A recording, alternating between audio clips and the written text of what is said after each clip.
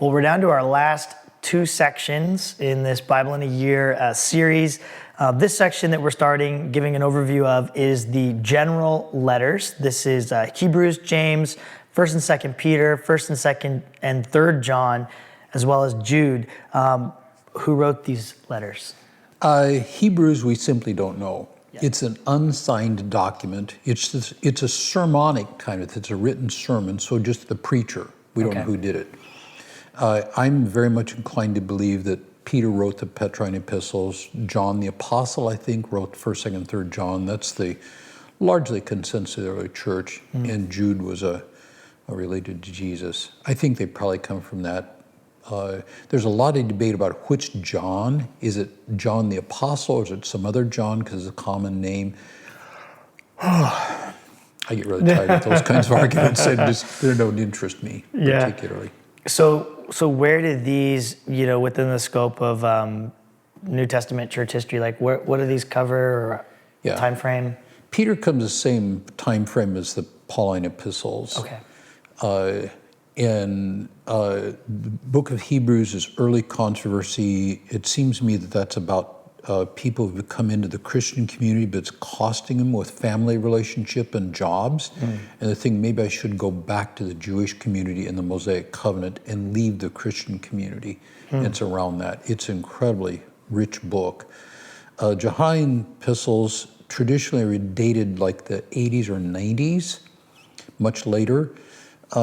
I'm inclined to think those probably are, the Gospel of John, I think, is pre-fall of the temple, but that's a debate. Wherever it's time frame, it's what's the life in the community look like?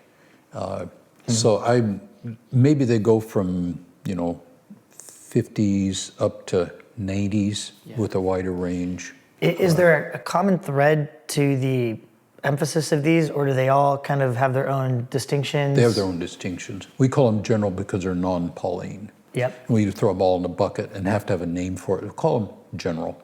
Okay.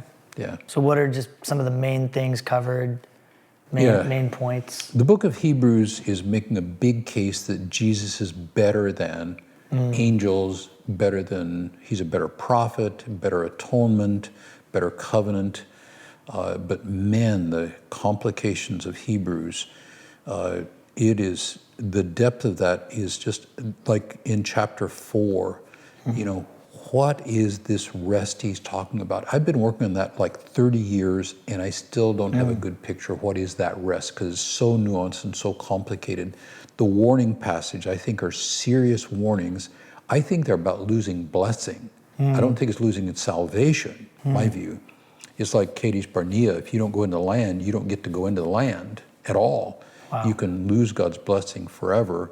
And if you go intentional sin, you can get punished hard like they did at Babylon. I don't think it's about losing your salvation, it's losing blessing. And I think that's true, but lots of good friends disagree with me on that. Interesting. Petrine epistles are a little more clear. It's about persecution and suffering. Yeah. It's there's this focus on Jesus. It gives this rich picture of who Jesus is, central figure, his faith and sacrifice example, but it's a lot of living a holy life. We find in Paul the fruit of the Spirit. It's like just abide in Christ, it'll happen automatically. You read 2nd Peter, is make every effort to add to his fruit of the Spirit list. Wow. So it talks about some of the synergy. It's certainty of coming judgment. 2nd Peter, why is the Lord so slow? He's got a redemptive plan he wants to work. What's the role of the church coming up? And the warning about false teachers runs through all of these. This is a real problem. And how do you deal with false teachers? So it's some of the things that come up. Yeah. Book of James is just a bunch of nominal Christians. I believe in Jesus, but it hadn't made your life change. No, you don't believe in Jesus. Because if you believe, your heart changes. Right. When I committed to Sherry almost 57 years ago, we were married like that. Yeah. But it's taken me a long time to figure out how to honor that pretty woman. And we're still working some things out. So that's what we're talking about, is how to live out the reality that we're in. And James has some really, really good material. It's wisdom literature, really. Yeah. So is James different than Proverbs in terms of the kind of a context of how we deal with suffering, does James have a different approach to that, or is it still that? Because it always gets compared to Proverbs. Yeah, it's wisdom literature, but I think he's a little more straight up in dealing that suffering is a context, and the point is when you're suffering, you suffer faithfully to God. Yep. So James chapter 1. It's not because you had the wrong formula. Yeah. And the suffering he's talking about there is not cancer. It's not being assaulted in the back room of a church or something. The suffering he's talking about is persecution. To count it all joy when you're living faithful enough that you're persecuted. I don't think he's counting joy that you got cancer. Yeah. But we live joyfully when we do have cancer, and that comes out of that. And I think that comes through. And there's, if in James, what do you do if you're sick? You call the elders who come and pray for you. Yeah. And I think that the elders give that point of faith, and I've been there where this is a time God's going to do something, and he does. I've seen miraculous healings come, and I've seen not miraculous healings come. In the New Testament church too, like when you call the elders to come pray for you, there's prayer for healing, right? Like pastors, elders, and whatnot. But it also made public your suffering so that the community could come around you and support you. Yep. And there's all confession of sin that comes up there too. And there's some sort of connection between sin and illness sometimes, but a lot of times there's not. But you deal with both the spiritual side and the physical side and the emotional side, I think is what's happening there, as we see that exemplified there in James chapter 5. Are there some things you'd want to highlight for us as we read these books devotionally and as we meditate on these? Yeah, the general thing that comes of what I call the general epistles is life under suffering and how to deal with that.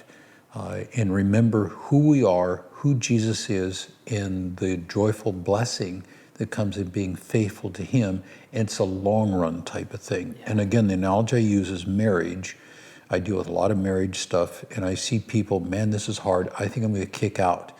And I'm going to say, no, from personal experience, it's worth kicking in and working through it, but get help in doing it. Yeah. And that, how do you deal with suffering in the deconstruction is such a huge thing.